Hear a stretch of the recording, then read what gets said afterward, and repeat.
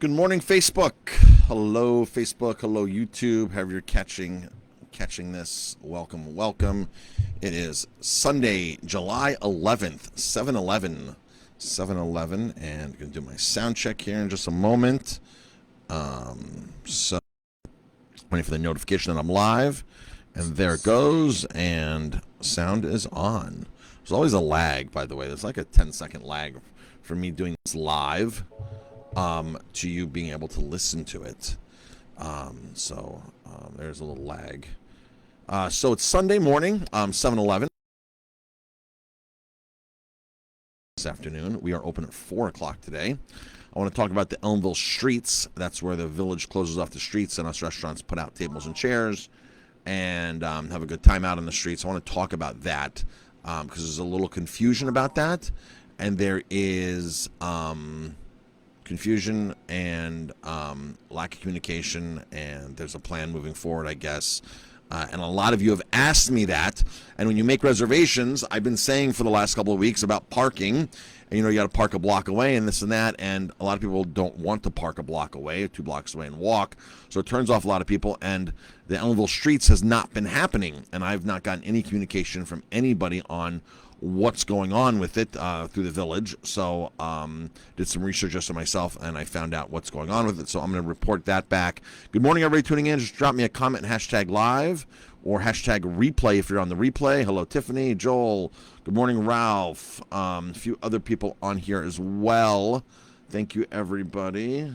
Alania, Judy, and several other people that are on here. So good morning, everybody. Today's a significant day for me. 7/11 is my anniversary with Jamie. It's our anniversary, 23 years. Her and I are going to Basha Kill with a few friends in a couple of minutes here. And I'm wearing the same watch that we went on our first date with like 30 years ago. So I'm wearing that watch today. I pulled that watch out and wearing that so to signify the time that's gone by. All my time that I spent with Jamie. So that was actually the watch I wore on our first date. I actually have the shirt that I wore on our first date as well. I don't think it fits me, but I do have it. It's a nice polo button down. It's a flannel polo button down, so it's not appropriate for now. But on our actual dating anniversary in October, I can get away with the polo shirt. Probably I'll lose about 20 pounds. It's a button down, and I can wear that. I have worn that. I brought that shirt out. So it's our anniversary, so it's going to be a fun day today. I got oysters here right now. I think we're going to pop some oysters, drink a little champagne, and then go to the winery. All right, so thank you, everybody, for tuning in. Thank you. And Jamie's in there, too. So I wonder if she heard me talking about our anniversary. So 7/11, 23 years together. 23 years married. We've been together 30 years, but 31 years together. 1990, we went on our first date. October 13th, 1990. We got married on July 11th, 1998. So that's why we have kids that are 21 and 19, if anybody wants to know why we have such old kids, adult kids, because that's how long we've been married. So, and we weren't young. I was 24 and she was 25 and 23 when we got married. It wasn't like we were 18 and 18 or something. We've done college and all that kind of stuff. So, all right. So Ellenville Streets. What's going on with Ellenville Streets? Because people have been calling, and when they call to make reservations, I'm typically telling them they got to park a couple blocks away, and people are like, "Oh, really? Like, why?" And then the streets are never getting closed. So Ellenville Streets was started last year by the village of Ellenville, where us restaurants could put tables out there, and they block off the streets, and no cars allowed on the streets, and people walk up and down, and there was music, and it was a great time, and it was super popular last year. Because of its popularity, they decided to bring it back this year starting in April, which was way too early because it's cold out. So there's a lot of confusion in April and going through the first 2 weeks of May where was it closing, was it not closing? It was closed, it was freezing, people had to walk 2-3 blocks away, and it was cold to walk to your restaurant back in the beginning of your dining reservations, your restaurant you're going to in the beginning of April, and people were miserable about that. So they stopped doing it until Cinco de Mayo, because Cinco de Mayo we kind of got together and felt that was a turning point for weather-wise. So they did it on Cinco de Mayo, and moving forward, it lasted a couple of weeks on and off. It was supposed to be 3 days, then it went down to 2 days, then it went down to 1 day. And now, like, the last 2 or 3 weeks, like, I go outside, I'm like, the streets aren't closed. Like, what's going on? We don't have enough staff to do it. I shouldn't say it. We don't have enough kitchen space to do that because we're doing a lot of catering parties this year. A lot of catering parties in our backyard. We expanded our backyard this year, bigger tent, more tables because we don't have to social distance like last year. So we literally have like 15, 16 tables out back. We only have like 15 tables in the dining room. So if we actually have more, we can seat more people outside, plus the 2 tables up front. So and last year you couldn't have gatherings. This year you can have gatherings at your house, or you can have weddings, things like that, because we're fully open. So we have a ton of people calling for catering. Like, we're literally doing 2 catering jobs a night on Friday nights, Saturday nights, and sometimes on Sundays we have catering jobs. Plus we're running the restaurant, the backyard, to-go orders, we have to turn away to-go orders. We even turn away to-go orders a lot.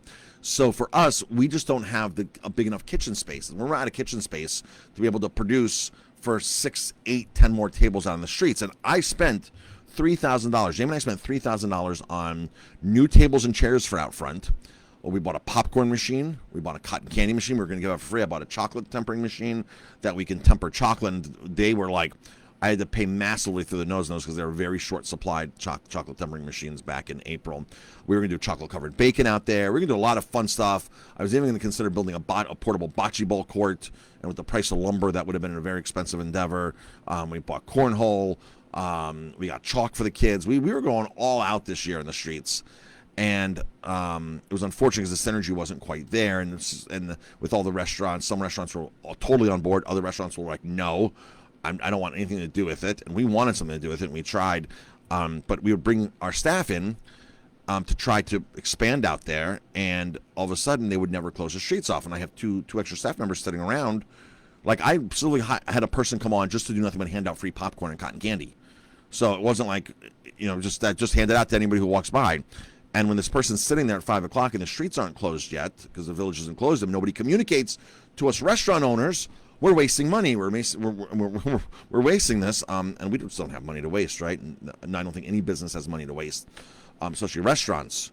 So it was like, this was very frustrating for us. And then all of a sudden the catering party started coming in. So we're like, well, let's just forget about doing the streets. I know we're down $3,000 on all these tables and chairs, but at least we own this stuff now. Not something I would have invested in if it wasn't go for the streets specifically. I would never spend that kind of money on that kind of stuff, but I have it now and it's paid for, so whatever. So I still keep telling people, well, the streets, they're supposed to be closed. They're not closing. So yesterday, now I've gotten not one letter from the village, nothing from the village. So yesterday I actually went to speak to somebody who I knew would know what was going on. And this person told me, Marcus, they're going to do it once a month now, once a Saturday, the end of the month on Saturdays, and it's going to be combined with market. So market's this new, it's not really a farmer's market, it's like an all kind of market, craft market. There's a seafood person there, there's food there, there's all kinds of stuff at market, which is on Market Street, and it's the last Saturday of every month. I'm sorry, it's the last Friday of every month. So it's the last Friday of every month, and from there, the Saturday corresponding will be there's Ellenville Streets. But now here's the situation with this. They've changed the laws on liquor to go. So I don't know how this is going to work. And I don't think the village has really thought this through. Unfortunately, not much gets thought through on a lot of municipality levels, right? It's all run by volunteers that don't specialize in stuff and don't know. And sometimes you have a budget to hire somebody like a village manager or a city manager, but some municipalities, it's all run volunteers, and there is, so it's not knocking anybody. But I don't think they thought about, well, gee, we're not allowed to have alcohol leaving restaurants anymore. So is there new updates with the liquor authority that we need to know about? And can we get one-day passes for this? How are we going to be able to do this so people can walk in to Gabby's and grab a margarita and walk out on the streets with a margarita, or come into my place and get a Manhattan or a frozen drink and be able just to walk out in the streets? Like, I don't know what's really going to change. We have to update an application with the liquor authority. I don't really know. And I don't think the village thought that out either. And they didn't do it thinking out when they did it first in April this year, because they didn't fill out any of the stuff, and it was the day of, and the village was scrambling. I had given them advice and told them what to do, and they'd call me back to thank me later, because I saved their butts basically on this, because they didn't think this through. So, and I mentioned it to them the week and a half before, and they just didn't act upon it. So I'm not sure what's happening with the streets. I'd love to see the streets successful. I'd love to put those tables and chairs out there. I'd love to get out free popcorn. I'd love to put the cotton candy machine out there. I'd love to put people out there and make Ellenville a better place. I would love to do that. But I'm not getting any communication from the powers to be on this, so it's very unfortunate. And without communication, it's fallen apart this year, and I would like to hope that it's not going to fall apart the last Saturday of this month, the last Saturday of August. Supposed to be a disco theme. So they're supposed to be able to do things and have a so who knows? But I'm still waiting from the official word from the village on this. And then there should be a committee formed, and there should be a liaison to the village, non-restaurant owner, which there is kind of a liaison.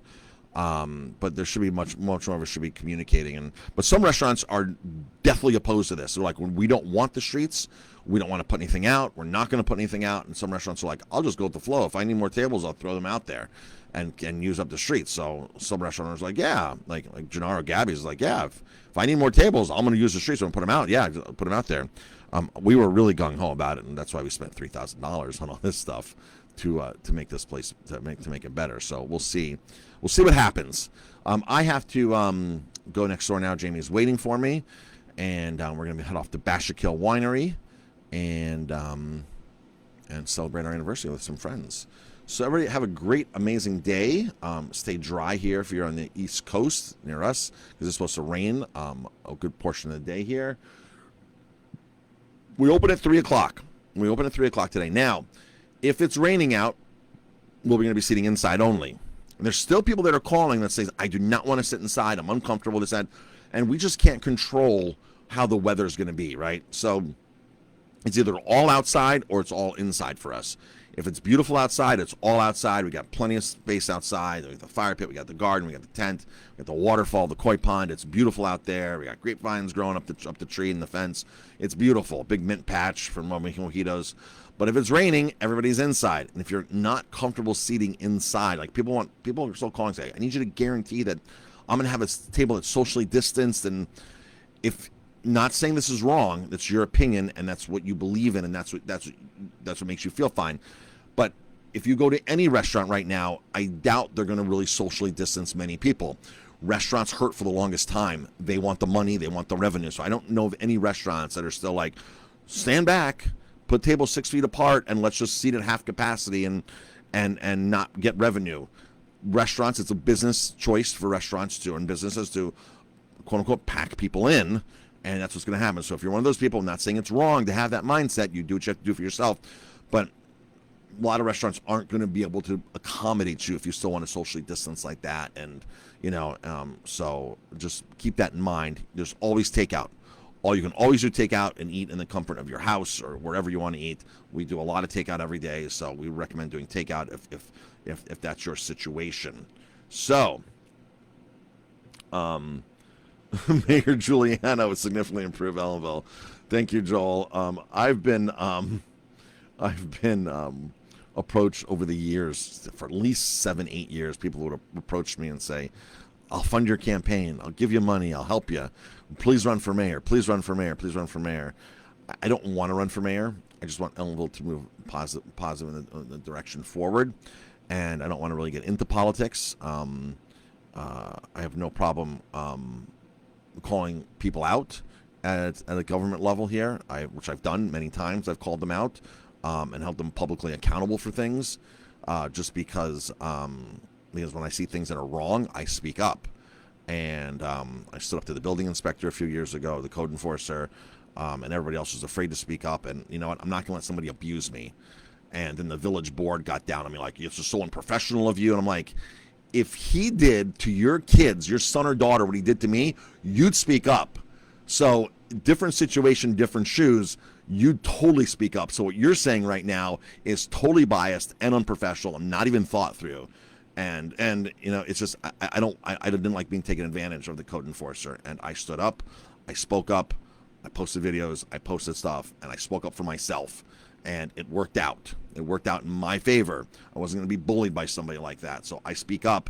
I don't think I need to run for mayor to make a difference, although a lot of people like to see me in the mayoral position. Politics is not really in my future.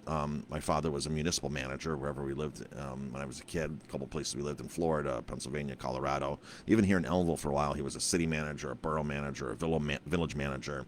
So I grew up around politics, and my dad would hate to answer the phone after 6 o'clock when he got home because just stupid stuff.